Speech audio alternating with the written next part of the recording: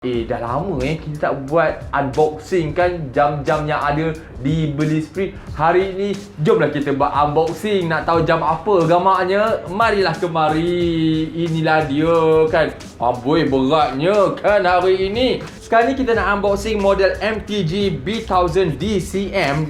Untuk maklumat anda, sambil-sambil saya nak buka ini, dekat Beli Spree ni kami ada pelbagai range jam G-Shock, daripada yang harga yang rendah sampailah ke harga yang tinggi tau. Ini ialah kotaknya. Cantik ke tidak kan? Cantik kan? Warna hitam eksklusif gitu.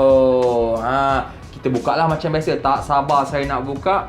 Wow, okey, ini seperti biasa anda akan dapat, of course, model MTG memang ada connection dengan Bluetooth dan sebagainya untuk kita synchronizekan dia punya dial tu dengan kita punya telefon bimbit lah. Marilah kita buka sekarang. Kita tak sabar kan. Okey, kita akan buka kotaknya terlebih dahulu. Kotak camouflage yang sangat cantik ini. Kita buka dalam dia. Begitu. Ada plastik. Yelah dik, barang baru dik, kena ada plastik kan. Nanti kalau tak ada plastik, tak rasa surprise pula. Kita buka. Okey, kita buka saja. Ui, berat berat. Okay, plastik, off you go. Ui, selamat tak jatuh wak. Kalau jatuh nangis kita. Okay, first thing first, ialah ianya bukanlah model MTG dengan tali plastik ataupun tali resin lah, of course. G-Shock menggunakan material resin untuk talinya. Ini tidak, ianya menggunakan material steel. Lepas itu anda boleh nampak dekat sini, ianya datang dengan ini dia, rekaan corak camouflage. Cantik. Bila kita tengok pula dekat permukaan utama jam ini, anda akan boleh nampak, saya macam rasa macam wow, macam gitu kan. Memang cantik.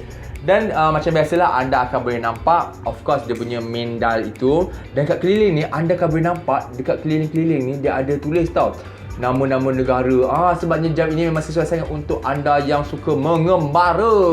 Dan yang paling penting sekali, model MTG B1000 DCM ini boleh dikonekkan secara langsung dengan telefon bimbit anda untuk macam nak, orang kata tu, nak sinkronizekan waktu-waktu tempatan mana yang anda pergi kan. Tiba-tiba malam ni anda pergi Sydney, besok pula pergi ke Dubai. Amboi, hebatnya Abang Jamil. Kat sini juga, dekat papan pemuka ni juga adanya tulis tarikh, of course, tarikh untuk anda tengok dengan lebih mudah. Lepas tu kat tepi sini pula ada hari dan juga ada battery indicator untuk jam anda. Untuk model ini pula, ianya datang dengan Triple G resistant. Apa itu Triple G resistant?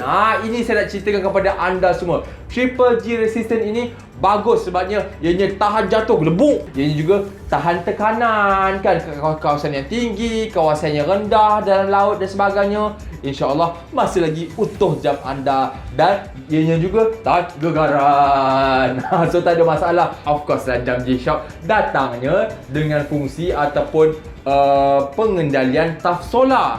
Taf solar itu of course setiap kali anda dedahkan jam anda kepada sumber cahaya ataupun cahaya matahari, jam anda akan di-charge dengan sendiri kan. Tak perlulah anda jalan kat luar tu macam cari matahari, tak perlu.